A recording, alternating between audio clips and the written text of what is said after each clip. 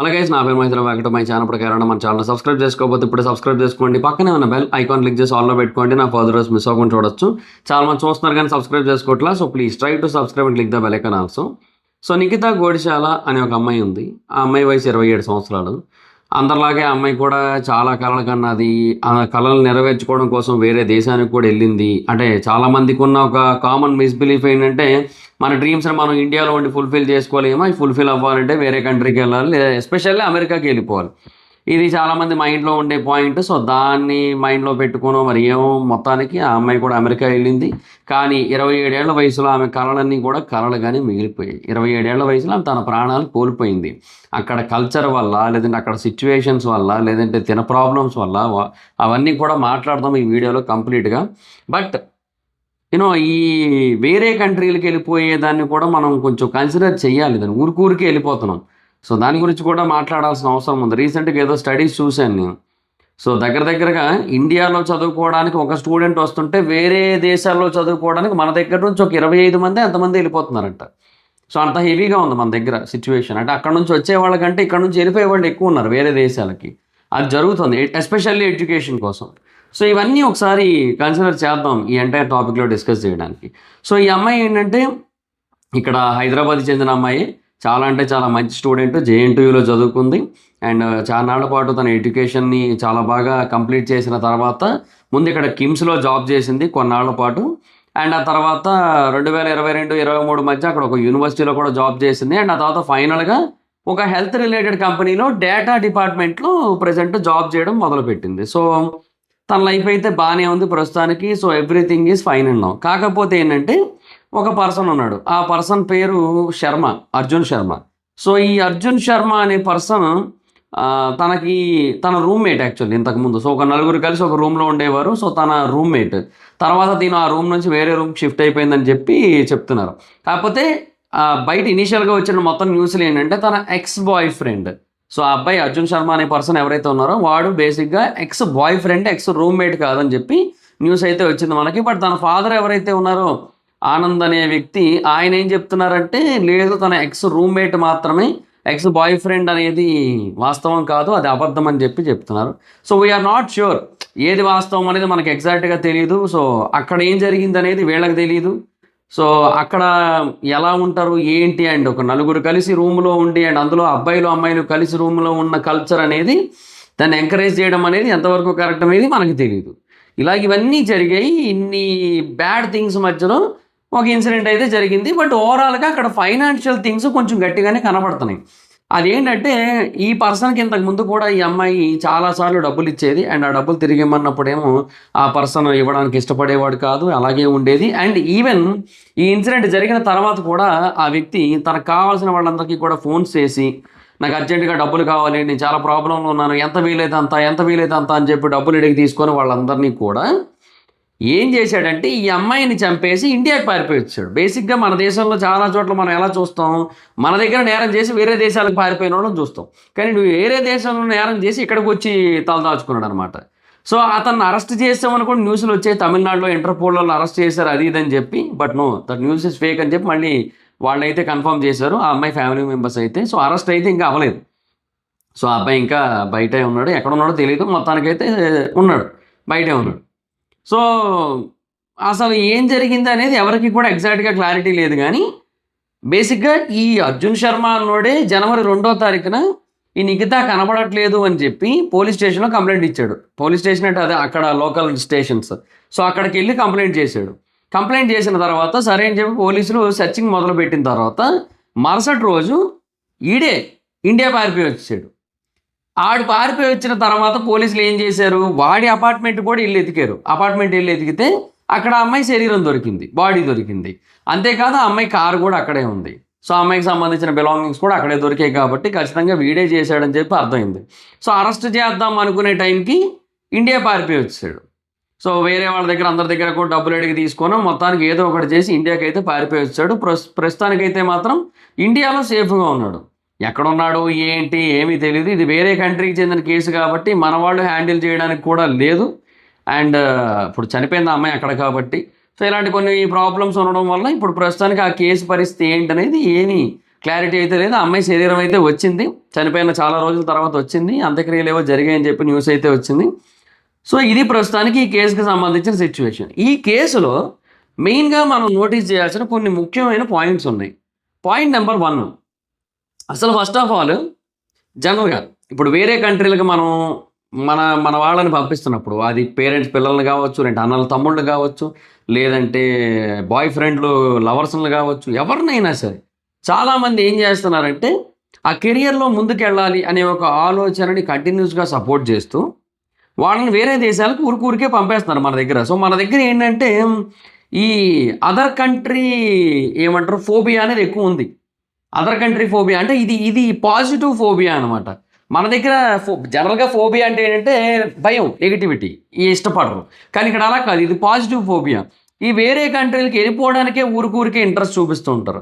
At least వాళ్ళైనా అక్కడికి వెళ్ళిపోతే ప్రశాంతంగా ఉంటారు కదా, వాళ్ళైనా అక్కడికి వెళ్ళిపోతే హ్యాపీగా ఉంటారు కదా, అక్కడే బాగుంటుంది. ఇది ఒక భ్రమలో బ్రతుకుతున్నారు మనలో చాలామంది. కోర్స్ నేను కాదన్ను, ఈ చాలామంది పెద్ద పెద్ద కంపెనీలకు చెందిన సీఈఓలు అందరూ కూడా లైక్ యూట్యూబ్ కానీ, గూగుల్ కానీ, ఏదైనా సరే మీరు చూసుకోండి, అటన్నిటికీ కూడా ట్విట్టర్ కానీ, వీటన్నిటికీ కూడా ఇండియన్ సీఈఓలు ఉన్నారు ఇప్పుడు. సో వీళ్ళందరూ కూడా ఇండియన్ సీఈఓలు అవ్వడం వల్ల, సో ఇండియన్స్ కనుక అక్కడికి వెళ్ళినట్టయితే నెక్స్ట్ లెవెల్ ఆపర్చునిటీస్ ఉంటాయని ఒక క్లారిటీ ఉండి చాలామందికి, ఆ క్లారిటీ రైటా రాంగ్ అనేది అనవసరం, బట్ క్లారిటీ అయితే ఉంది. ఆ క్లారిటీలోకి వెళ్ళిపోయి వాళ్ళందరూ కూడా ఏం చేస్తున్నారంటే, ఈవెన్ యూత్ కూడా చాలామంది, నాకు తెలిసిన వాళ్ళు కూడా మాస్టర్స్ అంటే ఇంకా వేరే కంట్రీని, ఇక్కడ ఇండియాలో మాస్టర్స్ చేసి ఉపయోగం లేదనే ఫీలింగ్లో ఉన్నారు. మొన్న ఎవడో రీసెంట్గా ఐఐటి హైదరాబాద్లో ఒక 21 ఏళ్ల కుర్రోడికి 2,50,00,000 ప్యాకేజ్ ఆఫర్ చేశారు ఒక సంవత్సరానికి. మేబీ అది కూడా ఇండియన్ కంపెనీ అని నేను అనుకోవట్లేదు, అది ఫారెన్ కంపెనీ అనుకుంటున్నాను నేను. ఆ న్యూస్ నేను చదివాను కానీ మర్చిపోయాను నేను. సో నేను అనేది ఏంటంటే, ఇప్పుడు ఇండియాలో చదువుకున్నోడికి కూడా ఒక ఆఫర్ వచ్చింది, కానీ వాడికి కూడా ఆఫర్ నా గెస్ కరెక్ట్ అయితే వేరే కంట్రీ కంపెనీ ఇదే ఆఫర్ వచ్చింది. ఒకవేళ పోనీ ఇదేదో మల్టీనేషనల్ కంపెనీ అనుకుందాం, ఎంఎన్సీ అనుకుందాం, ఎంఎన్సీ పోనీ ఇండియన్ బ్రాంచ్కి ఆఫర్ ఇచ్చింది అనుకుందాం. బట్ ఏదో ఒక రోజు వీడిని మళ్ళీ ఇక్కడ నుంచి ఏ అమెరికాకో ఆస్ట్రేలియాకో పట్టుకుపోరని గ్యారంటీ లేదు కదా. సో ఇలాగా ఇండియన్ యూత్, ఇండియన్ ఏమంటారు తెలివితేటలు, ఇండియన్ నాలెడ్జ్ మొత్తం అంతా కూడా అటు వెళ్ళిపోతుంది. సో వాళ్ళని చూసి వేరే పీపుల్ కూడా ఇన్స్పైర్ అయిపోతున్నారు జనరల్గా. అరే చూడు వాడికి అంత వస్తుంది, పోనీ ఖర్చులు అన్నీ పోయినానే కదా, నెలకు పోనీ సంవత్సరానికి ₹1 కోటి మిగిలినా సరే ఆ ₹1 కోటి ఇండియాకి పంపించామంటే బోల్డ్ డబ్బులు కదా. ఇక్కడ ఒక ల్యాండ్ తీసేసుకోవచ్చు, 2వ సంవత్సరంకి ఇల్లు కట్టేయచ్చు, 3వ సంవత్సరానికి కార్లును నగలు కొనేయచ్చు, 4వ సంవత్సరానికి ప్రాపర్టీలు అన్నీ పెంచుకోవచ్చు. ఇట్లాంటి ఆలోచనలోకి వెళ్ళిపోతుంటారు అనమాట. So people are thinking like India is bad, western countries are good. So ఇదే మైండ్ సెట్లో ఉన్నారు యాక్చువల్లీ. ఇది ఇప్పుడనే కాదు, జనరల్గా కూడా చెప్తున్నా. ఇప్పుడు వెస్టర్న్ కంట్రీస్లో ఒక 5 లక్షల దాకా ఎంతో సంపాదించారు అనుకుందాం ఫర్ ఎగ్జాంపుల్. సో నన్ను అడిగితే అంటే నాకు తెలిసిన వాళ్ళు కూడా కొంతమంది వేరే కంట్రీస్లో జాబ్ చేస్తున్న వాళ్ళు ఉన్నారు. అక్కడి కరెన్సీ ప్రకారం అంటే అక్కడ డాలర్స్ని ఇండియన్ రూపీస్లో కన్వర్ట్ చేస్తే వాళ్ళు ఒక 15 లక్షలు ఎంతో సంపాదిస్తూ ఉండొచ్చు. బట్ వాళ్ళ ఖర్చులు కూడా అలాగే ఉంటాయి. ఎండ్ ఆఫ్ ది డే వాళ్ళ మెయింటెనెన్స్ అంతే ఉంటుంది. చుట్టుపక్కల ఉన్న వాళ్ళకి అందరూ కూడా రిచ్గా ఉంటే ఆటోమేటిక్గా వీళ్ళు రిచ్ అయిపోతారు. ఎందుకంటే మనకి చెప్పడానికి కూడా పక్కన ఎవరు ఉండరు. ఈవెన్ పెట్రోల్ బంకుల్లోనే పనిచేయని పార్ట్ టైముల కింద, బట్ పార్టీకి మటుకు అందరితో పాటు రిచ్గా వెళ్ళాలి, రిచ్గా ఖర్చు పెట్టాలి, రిచ్గా తాగాలి, మరుసటి రోజు పోతున్న అంతే రిచ్గా పెట్రోల్ పోయాలి. ఇదే మైండ్ సెట్లోకి వెళ్ళిపోతారు. సో అందరూ అట్లా చేస్తున్నారని నేను చెప్పను, బట్ ఆ ప్రాబ్లం చాలామంది ఫేస్ చేస్తున్నారు. ఇదే ప్రాబ్లం చాలామంది ఫేస్ చేస్తున్నారు. వీళ్ళని చూసి వెళ్ళిపోయి అక్కడేమో పార్ట్ టైములు చేసుకుంటూ అది చేసేద్దాం, పార్ట్ టైములు చేసుకుంటూ ఇది చేసేద్దాం అనుకుంటూ వెళ్ళిపోయి అక్కడ పార్ట్ టైములు దొరక్క కాదబ్బా ఎంతమందికి ఉద్యోగాలు ఇస్తారబ్బా పార్ట్ టైములు, నాకు అర్థం కాదు. ఈ అమెరికాలో ఉద్యోగాలు చేసేటోళ్ళు లేరా? ప్యూర్ అమెరికన్ యాక్సెంట్ మాట్లాడేటోళ్ళు లేరా? ఏదో ఇండియన్ రెస్టారెంట్లు ఏమైనా పెట్టుకుంటే అక్కడ ఇండియన్స్కి ఏమైనా ఉద్యోగాలు దొరుకుతాయేమో తప్పిస్తే, లేదంటే మిగతా వాళ్ళతో కంపేర్ చేసుకుంటే లోవర్ పే అన్న ఉద్దేశంతో మేబీ ఉద్యోగం ఇస్తే ఇవ్వాలి తప్పిస్తే, ఒక నేటివ్ అమెరికన్ని కాకుండా ఒక నేటివ్ ఇండియన్ని ఎవరు ఉద్యోగంలో తీసుకుంటారు? ఈవెన్ పార్ట్ టైంకి అయినా సరే అది ఎందుకు కన్సిడర్ చేయట్లేదు, ఎవరు కూడా చేయరు. అవన్నీ అనవసరం. దీనికి తోడు మళ్ళీ మీరు అక్కడికి వెళ్ళి వాళ్ళ ఉద్యోగాలు లాక్కుంటున్నారని వాళ్ళకి ఎక్కడ లేని గొడవలు, వాళ్ళకి ఎక్కడ లేని కోపాలు వచ్చి మళ్ళీ అక్కడికక్కడ అటాకులు. ఇది కాకుండా అమెరికా బేసిక్గా మనకి హాలీవుడ్ సినిమాల్లో చూపిస్తున్నట్టు రిచ్గా ఉండదు. ఆ బిల్డింగ్లన్నీ కూడా ఎక్కడికక్కడ ఆహా అద్భుతం అనుకుంటాం మనం, అదేం వాస్తవం కాదు. అమెరికాలో మీరు ఎక్కడ చూసినా కూడా ఆల్మోస్ట్ హోమ్లెస్ పీపుల్ కనపడుతుంటారు. ఎక్కడ చూసినా కూడా హోమ్లెస్ పీపుల్ అంటే ఏంటి, ఇక్కడ మన తెలుగులో చెప్పాలంటే అడుక్కునేటోళ్ళు. అక్కడ చాలామంది ఉంటారు అలాగా. ఇక్కడ ఇక్కడ ఇక్కడ ఇంకా మనకి వీధికి మహా అయితే ఒక ఇద్దరో లేదంటే మహా అయితే ముగ్గురో కనబడతారేమో. అక్కడ అలా కాదు. ఒక్కొక్క వీధికి వెళ్ళారంటే మీకు ఆ వీధి అంతా వాళ్ళే ఉంటారు. మొత్తం అంతా వాళ్ళే. ఒక 500-600 మంది ఉంటారు. ఒక 1000 మంది దాకా ఉంటారు ఒక్కొక్క వీధికి వెళ్తే. అంటే పేరుకి it's like a beautiful country. But దాంట్లో కూడా ఉండాల్సిన దరిద్రాలన్నీ ఉంటాయి. దాంట్లో ఆపర్చునిటీస్ ఉంటాయి. At the same time worst situations ఉంటాయి. అది ఇండియాలోనే ఉంటుంది. ఏమంటే ఇక్కడ మటుకు మీకు జనాలు రూల్స్ పాటించరు. జనాలు అవి ఉండవు. ఎందుకంటే ఇక్కడ కొంచెం స్ట్రిక్ట్ రూల్స్ ఉండవు. స్ట్రిక్ట్ ఏమంటారు లాస్ ఉండవు. పనిష్మెంట్స్ ఉండవు. అక్కడ ఎక్కువ ఉంటాయి కాబట్టి కొద్దో గొప్ప భయపడతారు అంతే. సో ఏదైనా ఒక రోడ్డు మీద నువ్వు సడన్గా ఏదైనా మిస్టేక్ చేసావు అంటే పోలీసులు బైక్ మీదో కారు మీదో కనబడతారు, పక్కగా ఆపుతారు, ఇమీడియట్గా లోపల వేసేస్తారు. అక్కడ అలా ఉంటుంది. ఇక్కడ అలా ఉండదు కాబట్టి ఏదో కొన్ని విషయాల్లో అండ్ మనం కూడా మారం కదా. సరే పోనీ గవర్నమెంట్ చట్టాలు ఏది చేయలేదు అనుకుందాం, పోనీ మనమైనా మారాలిగా. మన సైడ్ ఉండదుగా అది. మనం కూడా ఏదో ఒకటి అంటే అసలు ఏదో మనకేం పట్టనట్టు ఎవడెడిపోతే మనకెందుకు లేనట్టేగా మనం కూడా ఉంటాం. సో మన సైడ్ నుంచి మార్పు లేనప్పుడు ఇంక గవర్నమెంట్లు మట్టుకు ఏం చేస్తాయి? 145 కోట్ల మందిని హ్యాండిల్ చేయడం అంత ఈజీ టాస్క్ ఏం కాదు. That to in this much of small amount of land area, land mass. So ఇంత ల్యాండ్లో ఇంతమంది అంటే పాపులేషన్ డెన్సిటీ చాలా ఎక్కువ మన దగ్గర. అమెరికాలో అట్లా కాదు, పాపులేషన్ డెన్సిటీ చాలా తక్కువ ఉంటుంది. So they can handle. అక్కడ అన్ని స్టేట్స్ ఉన్నాయి, అంత ల్యాండ్ ఉంది, అంత హ్యూజ్ అమౌంట్ ఆఫ్ ఏరియా ఉంది. అండ్ దానికి స్టేట్స్ కూడా ఎక్కువ, మల్టిపుల్ స్టేట్స్ మనకంటే డబల్ ఉంటాయి ఆల్మోస్ట్. ఇట్లాంటి ఒక సిచ్యువేషన్ ఉంది కాబట్టి దే క్యాన్ డూ. బట్ మన దగ్గర అట్లా కాదు. సో ఊరికే పంపేయడం మానితే బెటర్ నన్ను అడిగితే. వేరే దేశాలకి సరే దొరికిందే సొంత కదా అని చెప్పి ఏ ఫ్లైట్లో పడితే ఆ ఫ్లైట్లో పంపేసి అరే వెళ్ళిపోండి అది వద్దంటున్నా. ఫస్ట్ ఆఫ్ ఆల్ ఎవరికైనా చెప్పాల్సింది ఏంటి అంటే భారతదేశంలోనే ప్రయత్నించండి, ఇండియాలోనే ప్రయత్నించండి. ఇక్కడ ఉన్నంత స్వేచ్ఛ మీకు ఏ దేశంలోని ఉండదు. ఇక్కడ ఉన్న అవకాశాలు కూడా మీకు ఏ దేశంలోని లేవు. మీరు ఒక లోకల్ ఏరియాలో ఒక ప్రాపర్గా ఏదైనా స్టార్టప్ పెట్టగలిగితే లోకల్ ఒక సిటీ పీపుల్ని మీరు అట్రాక్ట్ చేయగలిగితే you will be more successful than 10 jobs in US. 10 ఉద్యోగాలు చేస్తే వచ్చేదానికంటే ఇక్కడ ఒక సిటీలో ఉన్న ఆడియన్స్ని ఒక పర్టికులర్ కేటగిరీ సైడ్ మీరు అట్రాక్ట్ చేయగలిగితే ఒక స్టార్టప్ పెట్టి మీరు ఎక్కువ సంపాదిస్తారు. అది ఏం ఉండదు. అది చెప్పండి ఫస్ట్ పిల్లలకి, అది నేర్పించండి. అది ఇంపార్టెంట్. ఇండియానే ఫస్ట్ ప్రియారిటీ ఇవ్వమనండి, ఇండియాకే ఎక్కువగా ఏదైనా చేయమనండి అంతే. సో అస్తమాను వేరే కంట్రీలకు వెళ్ళిపోయి ఇట్లాంటి ప్రాబ్లమ్స్ అన్నీ ఎందుకు? ఒకటి. తర్వాత రెండోది ఏంటంటే ఈ కోలివిన్ కల్చర్ అనేది బేసిక్గా చాలా వరస్ట్గా ఉంటుంది. ఈవెన్ నేను ఇప్పుడు కేవలం ఈ ఇన్సిడెంట్ కోసం అమెరికా కోసమే మాట్లాడట్లేదు. ఈవెన్ హైదరాబాద్, బెంగళూరు లాంటి మెయిన్ సిటీస్లో కూడా మీరు గమనించినట్టయితే కోలివింగ్ కల్చర్ అనేది చాలా ఎక్కువైపోతుంది. ఇక్కడ ఇంకా వీళ్ళు 9 ఉన్నారంటున్నారు ఒక అపార్ట్మెంట్లో. బట్ కొన్ని చోట్ల ఎలా అవుతుందంటే అవి ఏంటంటే అట్టేమంటారు హాస్టల్స్ అవి కోలివింగ్ హాస్టల్స్ అనమాట. సో ఒక రూమ్కి 2 ఉంటారు, ఒక అబ్బాయి ఒక అమ్మాయి ఉంటారు. వాళ్ళు ఎవరయ్యా అంటే మళ్ళీ ఏమో అసలు అక్కడక్కడే పరిచయం అవుతుంటారు, అక్కడక్కడే కలిసి ఉంటారు కూడా రెంట్ షేరింగ్ కోసం. సో అదొక ఆప్షన్ ఉంటుంది. మళ్ళీ ఇది కాకుండా మళ్ళీ బాయ్ ఫ్రెండ్ గర్ల్ ఫ్రెండ్గా ఉన్న వాళ్ళందరూ కూడా కోలివింగ్లోనే ఉంటుంటారు. ఇలాంటివన్నీ జరుగుతుంటాయి అక్కడ చాలా చోట్ల. ఇది హైదరాబాదు, బెంగళూరులో చాలా ఎక్కువగా ఉంటుంది. మిగతా సిటీలకి ఇది ఇంకా వ్యాపించలేదు. వైజాగ్, విజయవాడ, తిరుపతి, ఈ వరంగల్, మహబూబ్ నగర్ ఇటు సైడ్ ఇంకా వ్యాపించలేదు. అటు సైడ్ కూడా మైసూర్ సైడ్ కానీ లేదంటే అటు మంగళూరు సైడ్ కానీ అటు సైడ్ పెద్ద ఏమి ఉండదు. ఓన్లీ బెంగళూరు అండ్ హైదరాబాద్ ఈ 2 చోట్ల మాత్రం చాలా ఎక్కువగా ఉంటుంది ఈ kind of culture. Because of software culture, because of too much of software culture. ఈ సాఫ్ట్వేర్ కల్చర్ టూ మచ్ అయిపోవడం వల్ల అసలు ఏం జరిగిందో తెలుసా?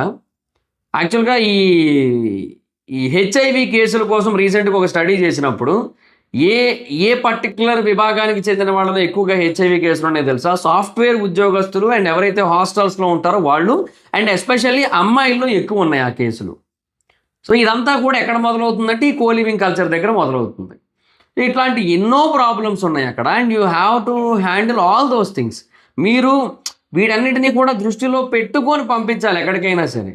అవేమీ పట్టించుకోము మేము, మాకు అవన్నీ అనవసరం. మేము ఏంటంటే జస్ట్ మాకు వాళ్ళు ఎదిగితే చాలు, వాళ్ళు బాగుపడితే చాలు, వాళ్ళు డబ్బులు తెచ్చుకుంటే చాలు, ఫైనాన్షియల్గా ఎదిగితే చాలు, మోరల్గా అనవసరం మాకు అన్నట్టు బిహేవ్ చేస్తున్నారు చాలామంది.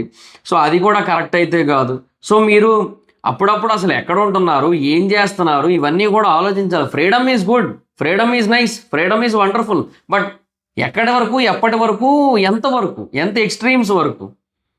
ఇప్పుడు రేపు పొద్దున్న ఇంకా ఎక్స్ట్రీమ్ లెవెల్లో ఇంకా వరస్ట్గా తయారయ్యేలా ఉన్నారు.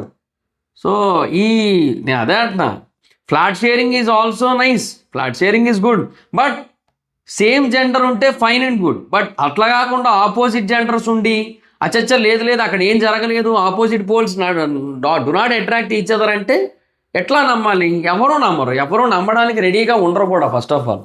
So this is the huge problem. So ఒక వర్క్ స్పేస్ అనేది ఎట్లయితే ఏమంటారు గ్యాప్ మెయింటైన్ అవుతూ ఉంటుందో, లివింగ్ స్పేస్ ఆ గ్యాప్ మెయింటైన్ అవుతుందనే గ్యారంటీ మనం ఇవ్వలేము. వర్క్ స్పేస్లో ఉన్నట్టే లివింగ్ స్పేస్లో ఉంటుందంటే చెప్పలేము మనం అలాగే. సో దానివల్ల ఏంటంటే వర్క్ స్పేస్ ఎలా ఉన్నా సరే లివింగ్ స్పేస్లో మటుకు ఈ మినిమం కన్సర్న్స్ అనేవి మెయింటైన్ చేయాలి. అది పేరెంట్స్ సైడ్ నుంచి కూడా ఉండాలి కొంత. అది లేదు లేదు నేను వదిలేస్తాను, నేను ఎట్లయినా పట్టించుకోను, నేను అన్నీ డజంట్ మ్యాటర్ అన్నట్టుగా కనుక ఉంటే it is not right. Okay, so ఇదంతా కూడా ఎందుకు చెప్తున్నానంటే ఈ ఇన్సిడెంట్ నుంచి నాకు అది కూడా గుర్తొచ్చింది. అండ్ హైదరాబాద్, బెంగళూరులో కూడా ఇలాంటి కొన్ని సిచ్యువేషన్స్ ఉన్నాయి కాబట్టి అది కూడా నోటీస్ చేయాల్సిన అవసరం ఉందనిపించింది నాకు. అది మరి నా పాయింట్. సో ఇలాగా చాలా ఉన్నాయి.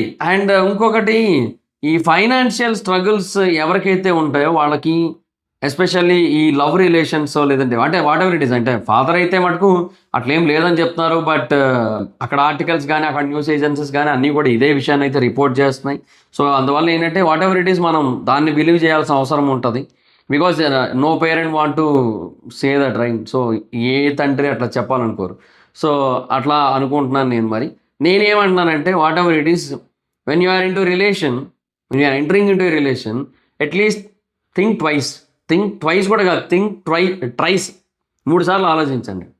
త్రైసా ఏమలేదు, ట్వైస్ అయితే గుర్తుంది నాకు. సో త్రైస్ అనుకుంటా. సో 3 సార్లు 4 సార్లు ఆలోచించండి. అన్నిసార్లు ఆలోచించుకొని this person is right or wrong, this person is okay or not, this person is good or bad. సరే పోనీ ఈ రిలేషన్ ఒకవేళ బ్రేక్ అయిపోతే, రేపన్న రోజు బ్రేక్ అయితే ఏదైనా కారణాల చేత, అప్పుడైనా సరే నాకు ఈ పర్సన్తో ఏదైనా ప్రాబ్లం ఉంటుందా, ఈ పర్సన్తో నాకు సరే మొత్తం సింపుల్గా విడిపోతామా ఏదైనా ప్రాబ్లం రాకుండా, అది కూడా ఆలోచించుకోవాలి. ఒక రిలేషన్లోకి వెళ్ళామంటే గుడ్డెత్తు చేలో పడ్డట్టు అలా తిన్నంగా వెళ్ళిపోవడమే. ఇంకా గొర్రె కషాయుడిని నమ్ముతుందనే సామెతల్ని నిజం చేయడం ఎందుకు ఇట్లాంటివన్నీ కూడా. సో మన ఈ అమ్మాయిలనే కాదు అబ్బాయిలనే కాదు, ఎవరైనా సరే ఒక అబ్బాయి ఒక అమ్మాయిని ప్రపోజ్ చేసేటప్పుడు, లేదంటే ఒక అమ్మాయి ఒక అబ్బాయిని యాక్సెప్ట్ చేసేటప్పుడు ఇవన్నీ కూడా ఆలోచించుకోవాలి. అండ్ బ్రేకప్ అయ్యింది అంటే ఆ పర్సన్ నుంచి మనకి ఎట్లాంటి ప్రాబ్లం ఉండకూడదు. టెంపరీ హ్యాపీనెస్ కోసమో లేదంటే టైం పాస్ల కోసమో చేయాలనుకుంటే అదొక క్లారిటీ ఇచ్చుకొని ఉండాలి ఆ రిలేషన్లో. అలాగే వెళ్ళాలి తప్పిస్తే ఏమంటారు టూ మచ్గా కూడా డీప్గా వెళ్ళిపోవద్దు. ఇట్లాంటి కొన్ని విషయాలు జాగ్రత్తలు తీసుకొని ఒక రిలేషన్లోకి ఎంటర్ అవ్వాలి. సో ఇలాంటి ఎన్నో ప్రాబ్లమ్స్ ఉంటాయి. అండ్ ఈ వెస్ట్రన్ ఐడియాలజీని కొంచెం బ్రెయిన్లో తీసేయాలి. వెస్ట్రన్ కంట్రీస్ బాగుంటాయి, వెస్ట్రన్ కంట్రీస్ అదిరిపోతాయని ఎన్ని న్యూస్లు చూస్తున్నాం అక్కడ జరుగుతున్న వాటి కోసం. బట్ అయినా కూడా వెళ్ళిపోండి అని చెప్పి మేకల మందని తోలినట్టు తోలుతున్నారు మొత్తం అందరూ ఎయిర్పోర్ట్లకి. సో ఇది కొంచెం మారితే బెటర్ నన్ను అడిగితే. ఈ బ్రెయిన్ డ్రైన్ అనేది ఎక్కువ జరుగుతుంది. బ్రెయిన్ డ్రైన్ అంటే తెలుసు కదా. సో మన టాలెంట్ ఏదైతే ఉందో అది ఇక్కడ నుంచి వేరే కంట్రీలకు పోతుంది, అది జరుగుతుంది ఇక్కడ యాక్చువల్లీ. మరి ఇట్లాంటివన్నీ కూడా చూడాలి, మరి మారాలి. వీటిల్లో మార్పు వస్తే అప్పుడు ఆటోమేటిక్గా ఇలాంటి సిచ్యువేషన్లు అన్నీ కూడా రిపీట్ కాకుండా ఉంటాయి. సో అది నాకు అనిపించిన విషయం. అయితే మరి ఎంటైర్ సిచ్యువేషన్ మీద మీ అభిప్రాయం ఏంటి, అండ్ దీని నుంచి మీరు అర్థం చేసుకున్నది ఏంటనేది కింద కామెంట్ సెక్షన్లో చెప్పడానికి అయితే ట్రై చేయండి. So that's guys, this the video కనుక మీకు నచ్చినట్టయితే లైక్ చేసి వీడియోని షేర్ చేయనప్పుడు కారణం మన ఛానల్ సబ్స్క్రైబ్ చేసుకోకపోతే ఇప్పుడు సబ్స్క్రైబ్ చేసుకోండి. పక్కనే ఉన్న బెల్ ఐకాన్ క్లిక్ చేసి ఆల్లో పెట్టుకోండి. నా ఫర్దర్ మిస్ అవ్వకుండా చూడొచ్చు. చాలా మంది చూస్తున్నారు కానీ సబ్స్క్రైబ్ చేసుకోవట్లా. So please try to subscribe, click the bell icon also. Instagram ఎవరి మీద అక్కడ వచ్చి ఫాలో అవ్వచ్చు. థ్యాంక్ యూ సో మచ్ గా. Video next video. Bye by.